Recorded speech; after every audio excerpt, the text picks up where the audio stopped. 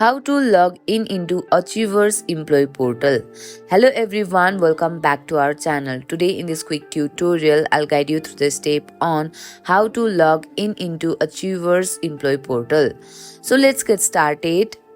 First of all, open your preferred web browser. In the address bar, type in Achievers Employee Portal and hit enter. Click on the first link in the search results. You will be directed towards the login page. On the login page, enter your email address and password in the respective field, then hit on the login. If you have forgotten your password, click on the forgot password link to reset it and follow the on-screen instructions. Once your credentials are entered, click on the login. And that's it. You have successfully logged in into Achievers Employee Portal.